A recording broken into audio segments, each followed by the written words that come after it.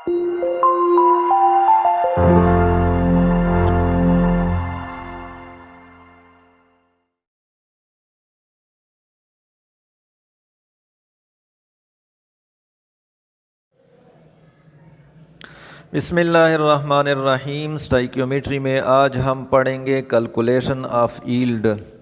Yield को हमने calculate करना है। कौन सा यील्ड? थ्योरेटिकल यील्ड या एक्चुअल यील्ड, या हमने परसेंटेज यील्ड को कैलकुलेट करना है। अगर आपको yield, percentage yield, actual yield या थ्योरेटिकल यील्ड के बारे में मालूम नहीं है तो नीचे डिस्क्रिप्शन में लिंक दी गई है, तो सबसे पहले आपको इसके बारे में मालूम होना चाहिए। अब कैलकुलेशन की तरफ आते हैं। एग्जाम्पल 1.14 है, when 1.92 gram of magnesium was heated. अगर इतनी मकदार में हम मैग्नीशियम को हीट कर लें in excess of oxygen, oxygen के साथ जो कि ज़्यादा मकदार में मौजूद है।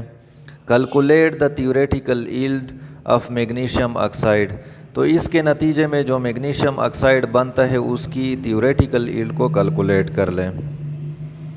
तो गिवन में हमारे पास है मास ऑफ मैग्नीशियम जो कि दी गई है 1.92 ग्राम। ग्राम से हमें मालूम होता है कि ये मास है मैग्नीशियम का। दूसरी जो चीज़ जो आपको मालूम होना चाहिए वो है बैलेंस केमिकल रिएक्शन। अगर मैग्नीशियम ऑक्सीजन के साथ रिएक्शन कर लें, मैग्नीशियम ले लें, ऑक्सीजन ले लें, अगर ये दोनों आपस में रिएक्शन कर लें तो ये बना देता है मैग्नीशियम ऑक्साइड। तो इसको आपने बैलेंस करना है। ये बैलेंस नहीं है क्योंकि इस साइड पे ऑक्सीजन 2 है और यहाँ पे ऑक्सीजन 1 है, तो इसको भी 2 कर लें। तो मैग्नीशियम भी 2 हो गए तो यहाँ पे भी 2 लगा दें। अब हमने इसको क्यों बैलेंस किया? क्योंकि बैलेंस केमिकल रिएक्शन के बगैर आप थ्योरेटिकल यील्ड को कैलकुलेट नहीं कर सकते हैं।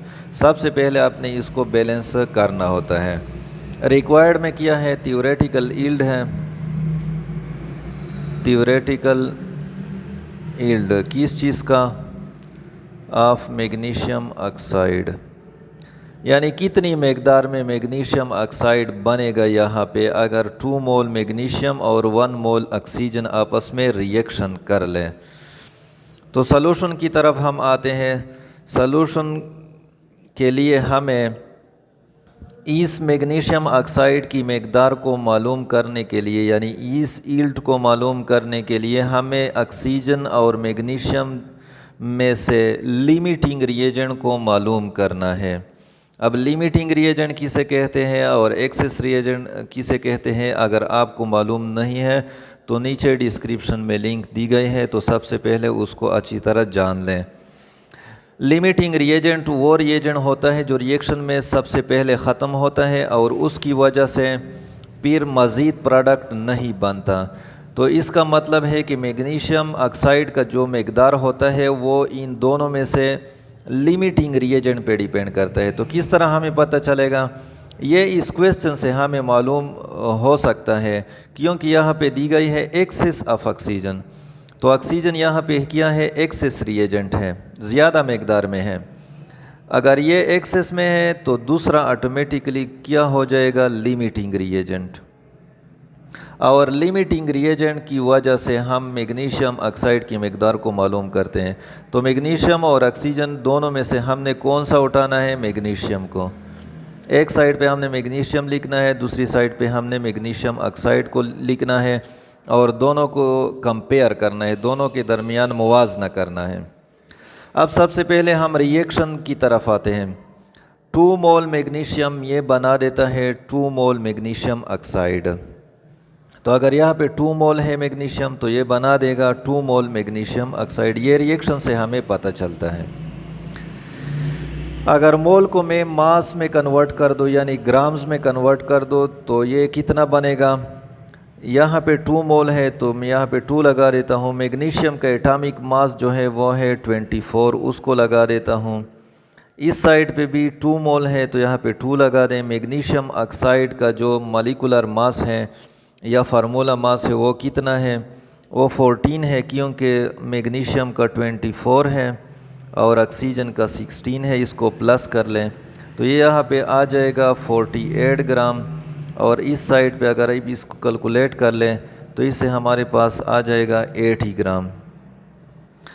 तो रिएक्शन हमें ये बताता है कि 48 ग्राम मैग्नीशियम ये अगर आप ऑक्सीजन के साथ रिएक्ट करा दे तो ये बना देता है 80 ग्राम मैग्नीशियम ऑक्साइड। लेकिन क्वेश्चन में अगर आप देख ले तो यहाँ पे 1.92 ग्राम मैग्नीशियम है, 1.92 ग्राम। तो ये कितनी मकदार में मैग्नीशियम ऑक्साइड को बना देता है। क्रॉस मल्टीप्लिकेशन कर ले x मल्टीप्लाइड बाई 48 और दूसरी साइड पे 1.92 मल्टीप्लाइड बाई 80। दोनों साइड को 48 पे डिवाइड कर ले ताकि हमें x मिल जाए। तो ये ऊपर नीचे कैंसिल हो जाएगा, x हमारे पास आ जाएगा। पहले ये दोनों का मल्टीप्लाई कर लें, जो वैल्यू आ जाए उसको 48 पे डिवाइड कर लें तो आपके पास जनाब वाला आ जाएगा 3.2 ग्राम। ये x आ गया। x किया है मैग्नीशियम ऑक्साइड की मकदार जो कि हमारे पास यील्ड है। तो अगर हम 1.92 ग्राम मैग्नीशियम को हीट कर लें एक्सेस ऑफ ऑक्सीजन के साथ तो ये हमें बना देगा 3.2 ग्राम ऑफ मैग्नीशियम ऑक्साइड। तो ये थ्योरेटिकल यील्ड हमारे पास आ गया। रिज़ल्ट में हम लिख सकते हैं theoretical yield of MgO magnesium oxide will be equal to 3.2 gram, जो कि रिक्वायर्ड था कहाँ पे, क्वेश्चन में। इसके बाद हम आते हैं नेक्स्ट एग्जाम्पल की तरफ 1.15 जो कि heating 24.8 gram of copper carbonate. अगर हम कॉपर कार्बोनेट को इतनी मकदार में हीट कर लें इन अ क्रूसिबल, जो कि एक इंस्ट्रूमेंट होता है लेबॉर्ट्री में मौजूद होता है, तो ये प्रोड्यूस करेगा, बना देगा 13.9 gram of copper oxide. What is the percentage yield of copper oxide. तो हम लेबॉर्ट्री में जाते हैं, क्रूसिबल को उठाते हैं, उसमें इतनी मकदार में कॉपर कार्बोनेट को डाल देते हैं और उसके बाद हमने उसको हीट देना है। हीट के बाद जब हम उसको देखते हैं तो ये हमें कॉपर ऑक्साइड 13.9 ग्राम देता है। तो ये 13.9 ग्राम हमें जो यील्ड मिल गया कॉपर ऑक्साइड को, इसको हम कहते हैं एक्चुअल यील्ड। क्यों कहते हैं एक्चुअल यील्ड? क्योंकि ये हमने लेबॉर्ट्री में एक्सपेरिमेंट के बाद हमें मिल गया। तो गिवन में हम लिख देते हैं मास ऑफ कॉपर कार्बोनेट जो हमने स्टार्ट में लिया था, मास ऑफ कॉपर कार्बोनेट 24.8 ग्राम। इसको हमने क्रूसिबल में डाल दिया, उसको हीट कर दिया और हीट के बाद हमें ये चीज़ मिल गया जिसको हम कहते हैं एक्चुअल यील्ड। तो एक्चुअल यील्ड भी हमारे पास आ गया। एक्चुअल यील्ड हमारे पास 13.9 ग्राम मिल गया। अब हम थ्योरेटिकल यील्ड को कैलकुलेट करते हैं, क्योंकि फार्मूले में अगर हम परसेंटेज यील्ड को मालूम करना चाहते हैं तो उसके लिए हमने पहले थ्योरेटिकल यील्ड को भी कैलकुलेट करना होता है। तो थ्योरेटिकल यील्ड के लिए आपके पास बैलेंस केमिकल रिएक्शन होना चाहिए, जो कि हम यहाँ पे लिख देते हैं कॉपर कार्बोनेट। अगर इसको हम हीट कर लें तो ये बना देगा कॉपर ऑक्साइड प्लस ऑक्सीजन। तो ये हमारे पास बन गया। अब इससे हम थ्योरेटिकल यील्ड को कैलकुलेट करते हैं। ये बैलेंस है क्योंकि यहाँ पे भी 1 कॉपर है, इस साइड पे भी 1 कॉपर है और यहाँ पे ये CO2 है, यहाँ पे कार्बन है, यहाँ पे 1 कार्बन है, ऑक्सीजन यहाँ पे 3 है और यहाँ पे भी 1 + 2 3 ऑक्सीजन हमारे पास आ गया। तो इससे हम कॉपर ऑक्साइड की थ्योरेटिकल यील्ड को कैलकुलेट करते हैं। किस तरह कैलकुलेट करते हैं? कॉपर कार्बोनेट और कॉपर ऑक्साइड इसको कंपेयर करते हैं, CuCO3, इसका कंपैरिजन हमने करना है कॉपर ऑक्साइड के साथ।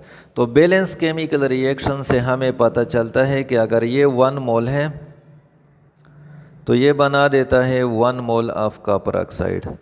अब अगर मैं 1 मोल को कन्वर्ट कर दूँ ग्राम में तो इसका मॉलिक्यूलर मास हमने कैलकुलेट करना है।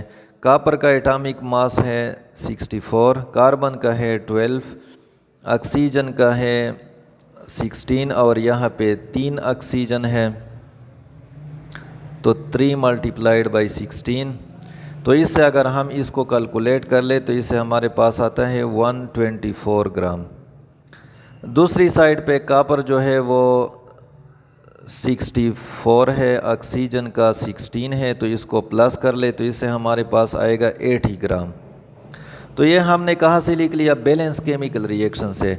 इसके मुताबिक 124 ग्राम कॉपर कार्बोनेट अगर आप हीट कर ले तो ये बना देता है 80 ग्राम। लेकिन यहाँ पे क्वेश्चन में 24.8 ग्राम हमने लिए हैं, 24.8 ग्राम ये हमने लिए। तो इससे कितनी मकदार में कॉपर ऑक्साइड बनेगा? थ्योरेटिकली, एक्सपेरिमेंटली तो इतना बनेगा, लेकिन अगर हम रिएक्शन की बुनियाद पर कैलकुलेट कर लें तो उसको हम कहते हैं थ्योरेटिकल यील्ड। तो x को मल्टीप्लाई कर ले इसके साथ और 80 को इसके साथ मल्टीप्लाई कर लें तो ये हमारे पास आ जाएगा x मल्टीप्लाइड बाई 124 और दूसरी साइड पे 80 मल्टीप्लाइड बाई 24.8 बनेगा।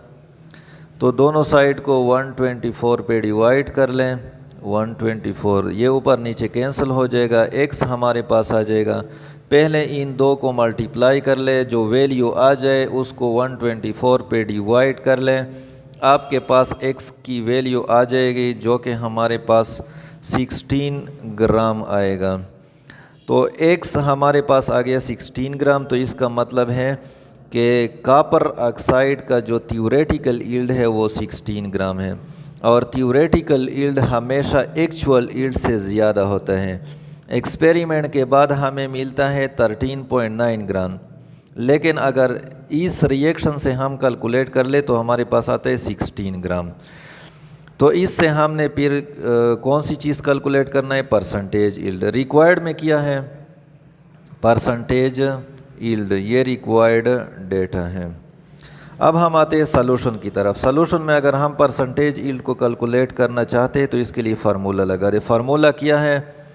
ये प्रीवियस लेक्चर में हम डिटेल में पढ़ चुके हैं। एक्चुअल यील्ड, इसको डिवाइड कर लें थ्योरेटिकल यील्ड पे, थ्योरेटिकल यील्ड पे, और इसको मल्टीप्लाई कर लें 100 के साथ। तो हमारे पास जो है इसमें वैल्यू पुट कर ले, परसेंटेज यील्ड हमारे पास आ जाएगा। एक्चुअल यील्ड है 13.9 ग्राम, थ्योरेटिकल यील्ड हमने कैलकुलेट कर दिया 16 ग्राम, मल्टीप्लाई कर ले 100 पे, तो हमारे पास 13.9 को 100 के साथ मल्टीप्लाई कर ले और उसको 16 पे डिवाइड कर लें, तो ये हमारे पास आ जाएगा 86.87%।